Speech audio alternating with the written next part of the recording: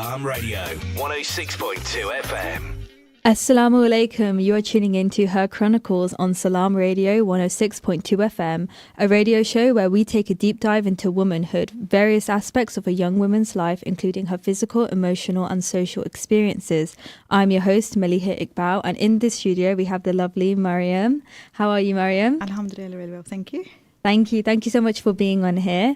For the next hour, we're going to be discussing how to become a virtuous and kind-hearted Muslim woman. What good habits can we implement towards creating a better character for ourselves, and looking at past role models and role models we now look up to in the modern world.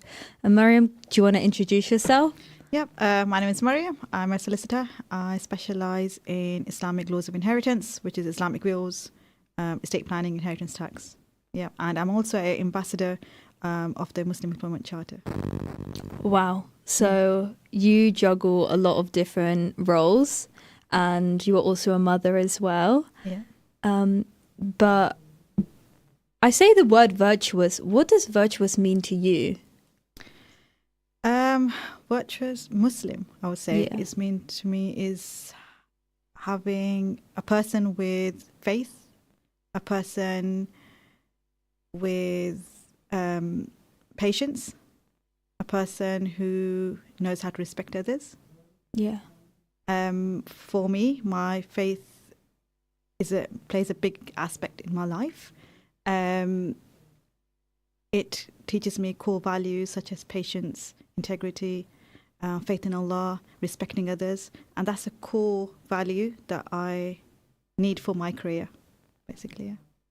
Yeah, definitely, especially as it's like kind of a part of our character, but at times we find it hard to connect with that word because I myself think that only pious and kind people can be called that or be described as such an amazing thing. But what good habits can we implement to elevate our journey, perhaps?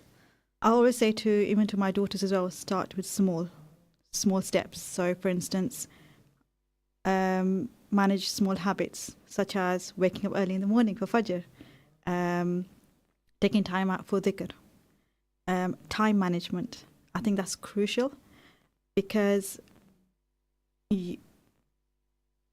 time management is crucial due to your career, to your studies and all. Be mindful how you speak to others, respect others, and most importantly, have faith in Allah.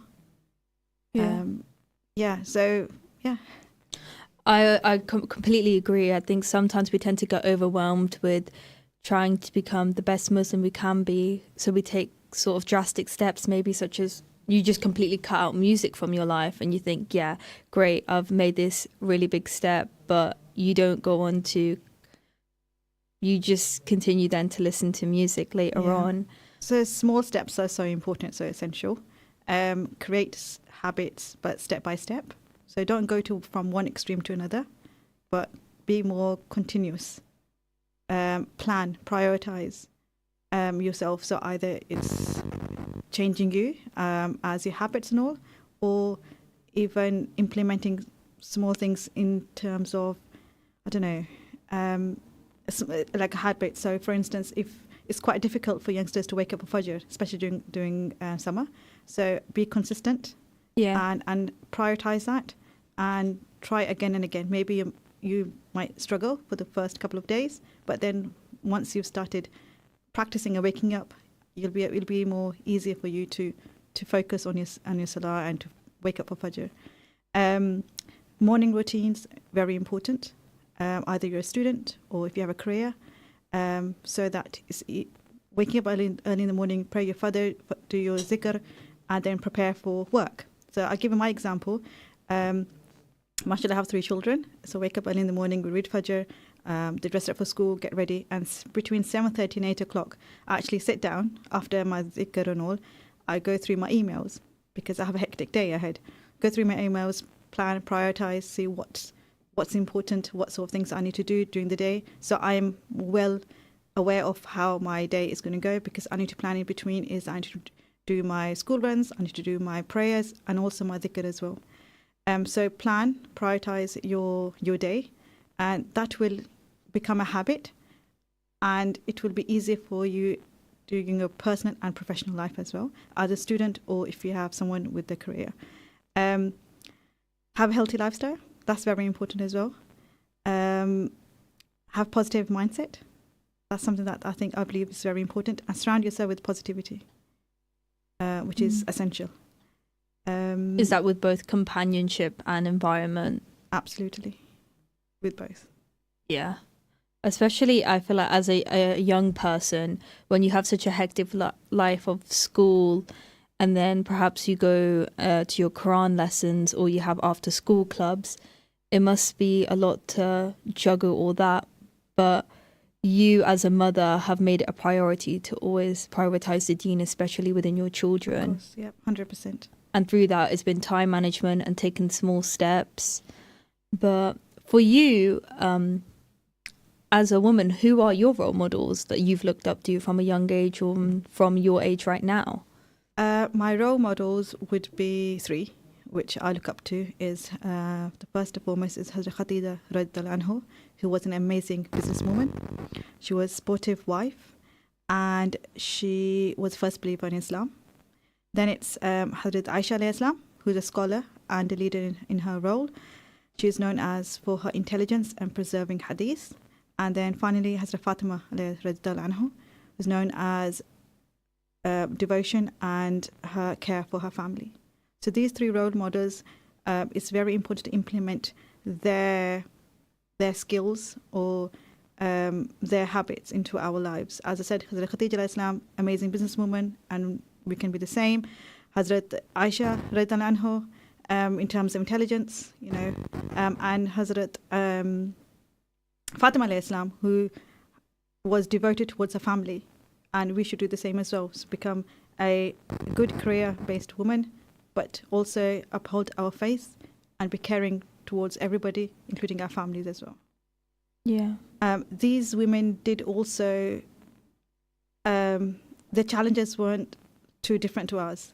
The challenge was exactly the same to us. So they upheld their faith, their social responsibilities, and the personal life as well. So they balanced that really well together.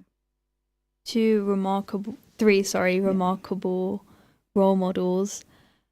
I sometimes I look at these women, I think I don't know how they did it, especially in their time. And especially in the time of Jahiliyyah, where it was more Yeah. difficult, whereas now people have knowledge, people understand, what our requirements are. This is slightly off topic, but I'm talking about my employer, for instance.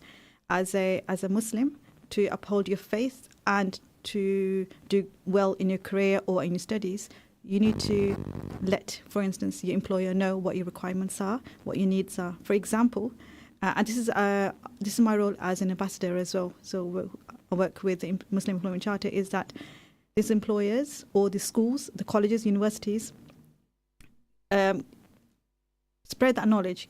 Let your employer know what your requirements are. For instance, a prayer time. You only need 5 minutes during the day for your Zuhur Salah.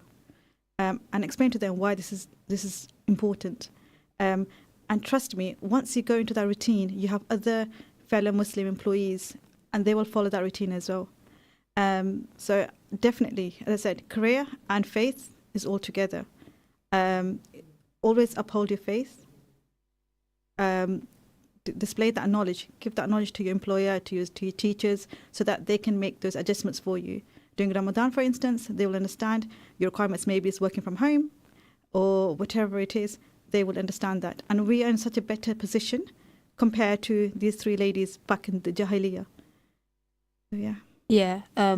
Having communication is key to express your needs. But as a young person myself, I think being in your career field can be quite intimidating. And I do feel like there is that kind of fear of asking, because if you don't ask, how are you going to receive anything? But that fear of asking because you're being too needy, or perhaps that will then lead on to stereotypes, especially living in the Western world. I mean, what advice would you give to a woman who feels that way? I think be confident, okay? The thing is, we think negative even before we try something. So go ahead and try. Go ahead and speak to them. Okay. One thing that is important, I would say, is aligned with my career is it's important to align your career with your values, which is uphold your faith. Take connect it with your deen, because it's easy to navigate your personal and your professional life, and it gives you purpose and peace. So have confidence in yourself. Speak to your teachers, speak to your employers, and take that step. What's the worst come scenario? What are they going to say? No, I doubt it very much. Yeah. They will try to accommodate that. As I said, we are very blessed to be in such a situation where people here do understand. They just need to convey that knowledge to them. So just take their first step, be confident, and try. And inshallah, Allah will definitely, and clear intentions, of course, and Allah will definitely support you for that. Of course. I think we always tend to think of the what ifs, what if it went wrong. But in terms of developing a positive mindset around your goals that you want to achieve in the future, how did you kind of, as a young person, I'm taking you back now, but how did you deal with kind of those negative thoughts, and how did you create this positive space in your mind? Okay. Going back, our time when I was young, when I was in school and then college and university and all, it was slightly different back then. The reason being is that there wasn't much knowledge. There was more sort of racism and discrimination in terms of someone's wearing hijab or practicing, whereas now it's slightly different. They all understand and all. So every time there was some sort of discrimination in my classroom, or some people did not understand me wearing hijab, because I wore hijab in a very, very, very young age, start primary school. That built my confidence. So if somebody, so that's what's built my confidence. When I first started my undergrad and when I wanted to pursue law, I had 2 children. So I was in my 20s when I did that. I had Hib and Insi at that time. So it's quite difficult for me to go back to college and go back to, to studying and all that. And it was quite difficult to fit in because everyone was young, and I was in my 20s. So it was difficult. However, the challenge, the thing is, whatever's negative, I look at it in a positive way, and that motivates me to do better. So my challenge was I need to do better than everyone in that classroom. Yeah. And that's how I improved. So almost like you kind of had a point to prove. As well. It's not just the hijab. It's like the brain inside the hijab. Yeah. And that's how I proved until now as well. Alhamdulillah, I'm doing this. I'm working as a sister and I'm doing Islamic. Launched Islamic Will 7 years ago, and alhamdulillah, is doing really well. At the same time, again, negativity was from our community as well, unfortunately. When I first started, I was thinking, okay, you know what? I will go around and speak to some of the people around the area to see that if Islamic wills would be beneficial for them, or would it actually work. All I received is negative points saying, no, somebody has already tried this, it didn't work, Mariam, don't waste your time. And I was like, right, okay, I need to do this and to prove it that it's going to work. And alhamdulillah, 7 years on, I'm quite successful in this area of law. And also I had the support from my managing director, who's a non-Muslim. He's the first person that actually said to me, Mariam, because I specialize in wills, inheritance tax, Islamic wills is a niche. Not everyone has that expertise. And I was quite blessed I had that, alhamdulillah, because when I was quite young, my mum took me to Pakistan and I did Islamic studies. So I was quite blessed that I had that knowledge. My employer actually emphasized and said to me, Mariam, go ahead and try this. So him being a non-Muslim actually supported me. Yeah. And alhamdulillah, I did receive negativity from other people, but I was like, I need to focus on it. And this is what it is that when you receive negativity around you, be positive and try your best. Say, you know what, this is a challenge for me. I need to do this. I need to prove everybody that, this is doable. Yeah, I mean, especially as you had positive support around you as well from people close to you who actually do know you. But I didn't even know that there was a lot of negativity around Islamic wills. If I'm being honest, I didn't really know it existed. Could you talk us a bit more about Islamic wills, just for anyone who doesn't really know much? Islamic wills, so where it launched, so I was doing my law degree. My managing director was actually my teacher at that time. And at that time, he just offered me a job whilst I was studying, so I was quite lucky. Once I completed my studies, both of us, me and Nick, we went to Birmingham to an exhibition. So it was like wills and all the legal exhibitions. A fellow solicitor came up to me and said to me, Mariam, why don't you emphasize on Islamic wills? I did have knowledge of Islamic law of inheritance, but I didn't really think about implementing it at that time. Yeah. When I came back to the office, I did a research thinking, oh my God, this is such a niche, this is such an important point, because as a Muslim and live in a non-Muslim country, it's very important for us to make sure that our assets are distributed according to the Islamic laws of inheritance once we passed away. Because if someone passes away in the UK without having a will, their assets will be distributed according to the English law, which is totally against the Islamic laws of inheritance. I had a chat with my managing director, and he said to me, Mariam, go for it. We will support you throughout. And that was a big thing for me, because implementing or having a Sharia law is scary. If you talk about Sharia law, everyone's like, oh my God, this is something that we don't want to talk about, right? Especially in Very a taboo. legal sector, Yeah. right? So he actually supported me. I was like, Nick, are you sure we can introduce a Sharia law? Are you sure, this is your firm? Is it going to affect your firm? He was like, no, go for it. So I did my research. Yes, I thought there was need of this. During that research, I went out, spoke to our local community, spoke to people I know, who I'm connected to, who I'm quite close to, and they were like, no, Maria, absolutely not. Do not do this, because it's been tried and tested, it doesn't work. And at that time, what I thought was, my dad wanted me to do something that benefits others.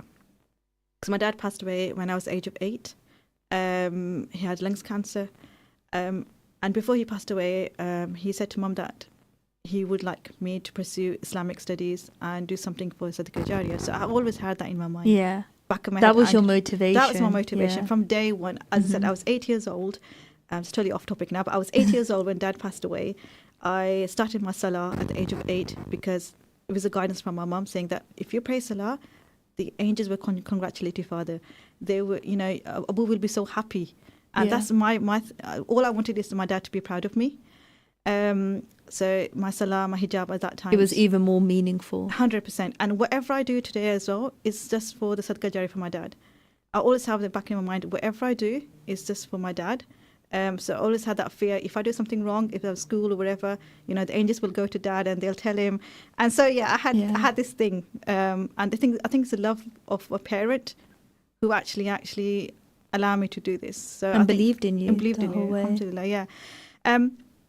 So I did loads of negative sort of comments and all that. So what I thought was, you know what?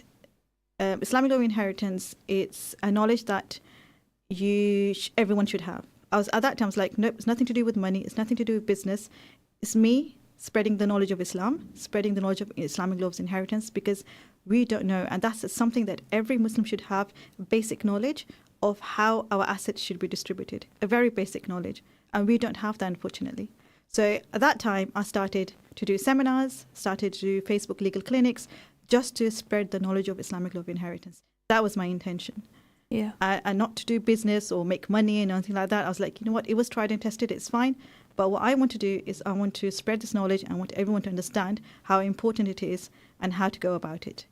Yeah. And alhamdulillah, since then, it's gone really well. Your intentions were pure, and I think everyone in the community actually understood that. Perhaps they were fearful from past events that had happened, but just the knowledge that you spread and the guidance that you wanted to provide was very reassuring for some. Alhamdulillah. But it's amazing to me how something that you were so passionate about since as a young child as well, and knowledge you learned as a young child, that you've carried all the way into your adult lives up until now. And that's what's made you part successful as well in your career journey. Alhamdulillah. But as a young person with a passion, I think we're told, especially when it comes to the working world, is keep your passions to yourself. Work is work. And it can be very hard to make a career out of your passion. What do you say to that? Yes, it is difficult. But then, as I said, if you align your faith with your career, you'll definitely succeed. Because your faith will actually teach you these core values that the employer requires. So your faith will teach you to be patient, because lots of patience, either you're working or you're a student, or just in personal life. And your faith will definitely teach you to be patient. Integrity, faith in Allah, and also having the faith in Allah is because whatever happens, Allah has decided that already. So you just need to be accepting. And also how we behave towards others. So our religion, our deen, teaches us how to do that. So yes, be passionate of what you want to do and go for it. But remember to align that with your faith, with your values. And if you have these two things, you'll definitely be successful in your life, whatsoever, inshallah. Yeah. Of course, we have the values of Islam, but I think as people, we tend to create our own values for ourselves. Do you have any values in your personal, professional life? The values that I carry, and I think it's essential as a solicitor, whoever wants to become a solicitor, is patience. You need a lot of patience, and this is sort of a skill that you need in every sort of sector. Either you're a doctor or a surgeon or wherever you are, you need lots of patience. Acceptance, to accept, the situation at that time. Respecting others is essential. Again, if you are working as in a shop, if you are working in a call center, or if you're a judge, wherever it is, respecting others is so important. This is the core value, and this is something that we totally ignore because we're like, oh, being a Muslim is being more practicing. Oh, I need to go to masjid. I need to, pray salah, which is absolutely 100%. You need that. But the basic values that we need to start is from small, as I said, having good habit, morning routine, being patient, acceptant, have faith in Allah, because the faith in Allah is actually the guidance force that will definitely guide you to your destination, inshallah. Yeah. Tawakkul is everything. Something that I think I've learned more so this year than the rest, but I think as we all experience hardships, at times it can be hard to see the light at the end of the tunnel. So we always have to remember the good qualities of ourselves, but looking back on the faith we need to have with Allah subhanahu wa ta'ala and realizing God is the source of everything. Sometimes we're kind of blinded by that. We think if something doesn't go our way, it was because of this or it was because of this person. But sometimes it can be harder to accept the outcome. Yes, but sometimes it becomes a blessing in disguise. As I said, in terms of my story, yes, it's the worst thing ever that a child loses their parent, but I still say that it might be a blessing in disguise because whatever I am doing is for the sake of Allah and my father. So I wanted to please him. I wanted to make sure that all my good deeds, and Allah, rewards my father for that. So it's really hard to accept sometimes whatever happens to you. But as I said, it might be a blessing in disguise. Yes. It's very hard to explain. Losing a parent is the worst thing ever, But always, as I said, I'm repeating myself again, it's a blessing in disguise because maybe when I lost my father, that's when I came towards Allah subhanahu wa ta'ala. That's when I started doing hijab, that's when I started praying. I was more close to Allah. And I think being closer to Allah, and this is why, alhamdulillah, I've implemented my deen into my career. And I would like my children to do the same. Yeah. Inshallah. I think it's even more meaningful. It was the start of your Islamic journey in a way. It was a pivotal moment in your life, but major heartbreak it must have been. But how do you think people can develop compassion? I feel like now, so I was in London the other day and I realized that not a lot of people have patience. Patience is something we all lack, myself included. But I think as humans, we do lack compassion when talking about situations or perhaps talking about our own hardships. Maybe that's just the way we get through it. It's just talking about it in a blunt way or about other people's hardships. But how can we develop more compassion where we're implementing it into our friendships and into our family members? first and more foremost is dhikr. So if you're in a situation where you're more compassionate and you need to say something and you need to be patient that time, perform dhikr. That will help you to control. Secondly, have the intention that we are the ambassador of Islam, and whatever we're doing at that time, we are, we are showing, we're an example of our deen. So we make sure that we need to behave at that time, display care, respect, willingness to help others. Yeah. That's a great answer. Join us after the break, inshallah.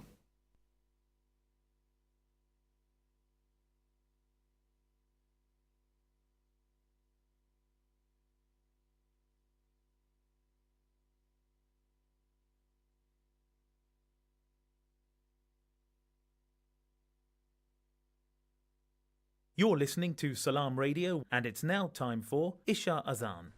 Allahu Akbar, Allahu Akbar, Allahu Akbar, Allahu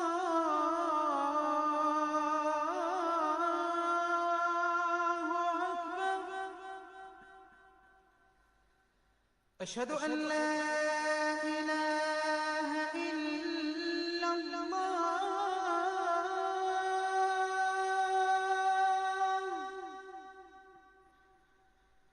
أشهد أن لا إله إلا الله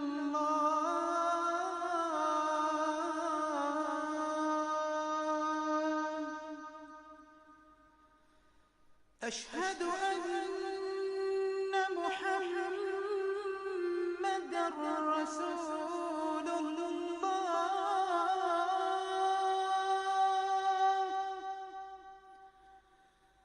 أشهد أن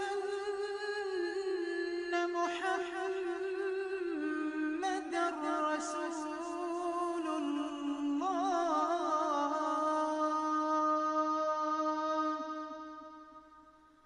حي على الصلاة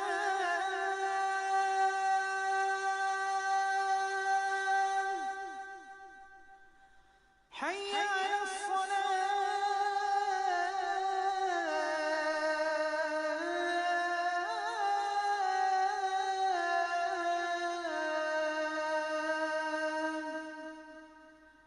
حي على الفلاح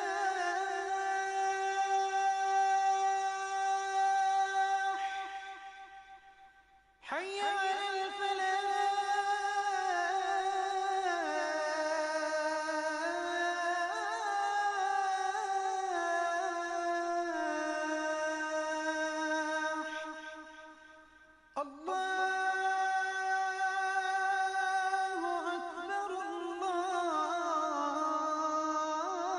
الله أكبر الله أكبر لا إله إلا الله الله أكبر الله أكبر لا إله إلا الله. اللهم صل على محمد وعلى آل محمد كما صليت على إبراهيم وعلى آل إبراهيم، وبارك على محمد وعلى آل محمد كما باركت على إبراهيم وعلى آل إبراهيم في العالمين إنك حميد مجيد.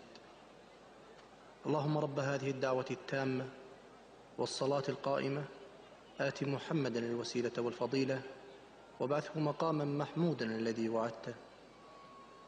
اللهم آتنا في الدنيا حسنة وفي الآخرة حسنة وقنا عذاب النار. اللهم بك نحيا وبك نموت وإليك المصير. رضينا بالله ربا وبالإسلام دينا وبمحمد صلى الله عليه وسلم نبيا ورسولا. اللهم صل على سيدنا محمد النبي الأمي وعلى آله You're listening to Peterborough's community radio, Salam Radio. Salam Radio. 106.2 FM.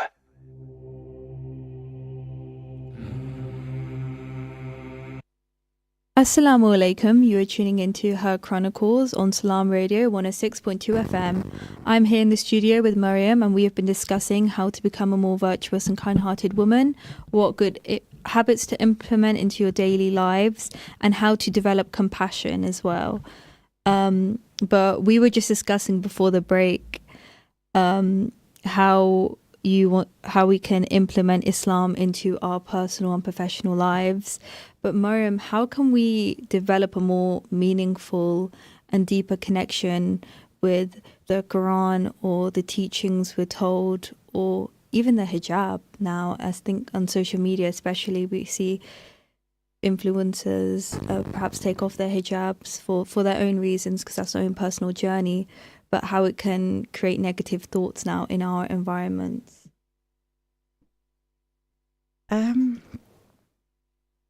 It actually comes with experience, but having the basic understanding of your deen, understanding what's right and wrong, should be sufficient, especially for our daughters, for our sisters. As I said, when Dad passed away, I was very young, but Mum guided me throughout, even though I was 8. 8 is a very young age. So my first and foremost is for those mothers is to guide your children, either the daughters or son, and explain to them the most basic teaching of Islam, which is what's right and wrong. And if you do something wrong, what's the consequences? It's very important to understand that. It's very important to have the fear of Allah. Some people may not like this. I do get people saying that, why do you need to fear Allah and all that? Yes, Allah is most merciful, most kind, but we should still, have that fear that if we do something wrong, there's the consequences for that. If we do something right, Allah will inshallah reward us for that. So the most basic thing is that understand the basic concept of Islam, the right and wrong. In terms of younger girls, teenagers who are going to universities and all, it's good to read books on these three divine characters. Well, I've mentioned the main role models, Hazrat Khadija alayhi salam, Hazrat Aisha alayhi salam, Hazrat Fatima alayhi salam. Read on them, read how the character was, how their lifestyle was. It's no difference to ours. And you'll have a bit of a knowledge, a bit of understanding. So there's many books out there. You can even find it on the internet as well, to understand the main concept of Islam. And if you do have any questions, any concern about anything, you should definitely speak to a scholar. Don't just make assumptions, or don't just ask someone who doesn't have much knowledge. Talking about the influencers, this is something that I'm quite passionate as well, because I was going through social media and certain unfortunate sister who left Islam mentioned a hadith and interpreted it wrong. And it was very simple. It was like, I don't know the exact words, but we believe that there's Jannah under mother's feet. And there was another quote she mentioned, not the exact words, but basically the summary was that there will be more women in hellfire than men. Right. Yeah. And the concept was, and the Yeah. way she was saying it was totally wrong. So it's very important to seek knowledge from someone who actually has the knowledge and not just go through assumptions. In terms of these 2 points I would like to raise, is that what the lady said is that, what if I'm not a mother? What if I'm not married? Does that mean that I don't have Jannah under my foot? Now, the concept of that quote was not physically Jannah under your foot. It means that you as a person must respect your mother's mother, your mother's sisters. So it's not saying, oh, if I'm not a mother, for instance, if I don't have children, I don't have that blessing. No, it's about me respecting my elders. So the concept of that hadith was totally wrongly interpreted. This is why, and there was loads of Muslim sisters on that post saying, oh my God, I understand this. I'm a single, I don't have mom, I don't have a child, I'm not a mother. Does that mean that I'm not blessed? No, that quote is saying is respect your mothers, respect your mother's mother, respect the women who are older than you. That's the concept of the hadith. In terms of the quotation saying that there will be more ladies in the hellfire, the reason being is that it's not because they're female or whatever, it's because there's more envy, jealousy, backbiting on women, less patience in women than men. So it's very important when you come across this sort of stuff on social media, do your research, go to your local imam, and speak to someone who has knowledge, someone who's knowledgeable, because interpretation can change you and totally, can affect you massively. Because if my daughter or somebody else was reading that or went through that post, they might be thinking the same sort of question. Of course. So it's very important to have a basic knowledge of Islam. And also, if you come across a question or something that you have a doubt, go to someone, do your research, go to someone who has knowledge in terms of that. Yeah, on Islamic knowledge, 100%. There is a lot of Islamic knowledge, especially on TikTok, you see a lot as well. And there also is a lot of misinformation around there, and it can sometimes be quite a toxic community that at times I don't really feel proud to be part of, which is sad to say, but I think social media has definitely is on the rise now. It's all everyone talks about, but I think it's hard to manage it, especially as a young person. Like we were speaking about your rules that you have implemented in your household that work for you. Absolutely. And I think everyone should implement that rule. And I think most of the people that I speak to do actually. So as I mentioned before, that we have 3-hour rule in the house. So after 3 hours, my children's iPad is locked. So even my daughter's phone as well. So they don't have access to that. In terms of if they want to go onto a certain website or social media platform, they can't go without the permission of myself, because I'll get notification on my phone. It's very important to have these things because our children are very young. They don't have much knowledge and they can get misled very, very easily, because children do love to ask questions. Of course, yeah. And the certain things out there are not really good for them. So yeah, it's good to have that bit of a control. But however, as I said, start with having basic knowledge of Islam. That's essential. Yeah, and always your intentions as well, 100%. I've noticed. But with all the roles that you juggle and the hats you have on, how do you prioritize self-care and time for just yourself? Time management. As I mentioned before, time management is essential. Either you're a student or you are a full-time mum or you are working, time management is essential.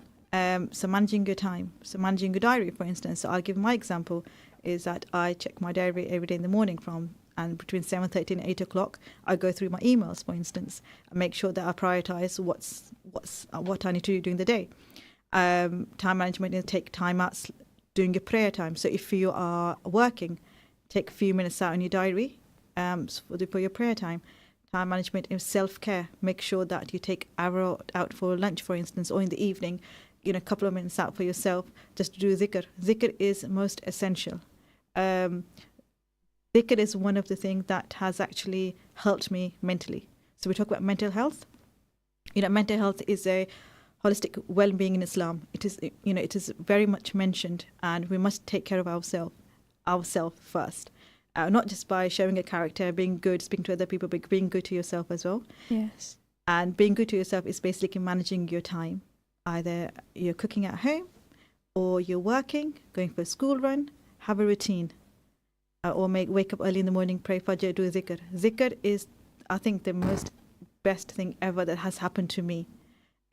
Yes, there is a point in life where you get overwhelmed with so much stuff going around you, either personal life or professional life.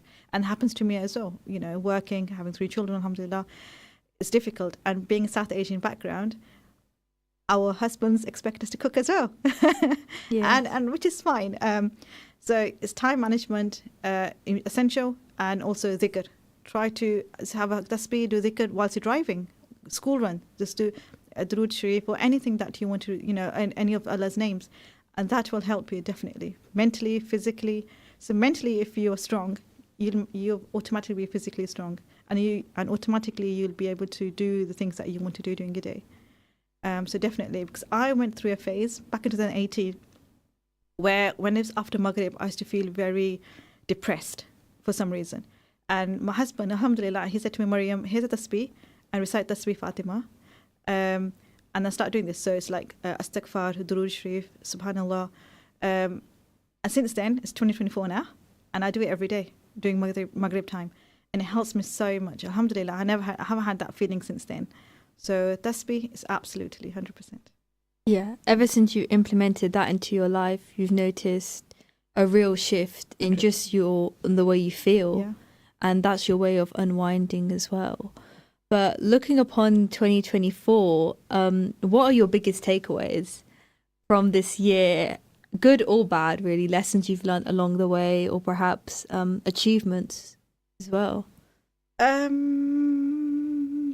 Good question. I do have a think. 2024, what I learned, and I'll mention again, is time management.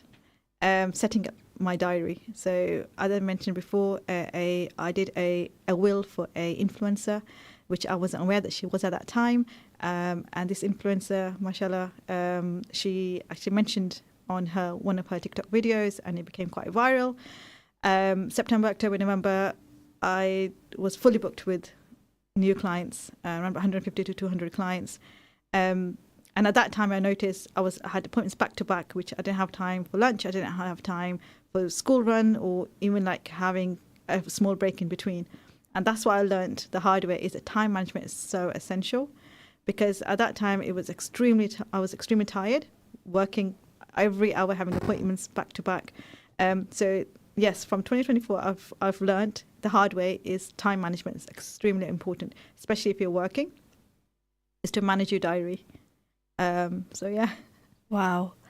I mean, that itself must have been so overwhelming. It was. But you had your support system around you as well, and you realized that the way you were feeling and the way you were going about your life is not a normal, and that you needed to slow down, because I think especially we live in such a fast-paced world where we feel we need to grab every opportunity and make the most out of the little and big moments.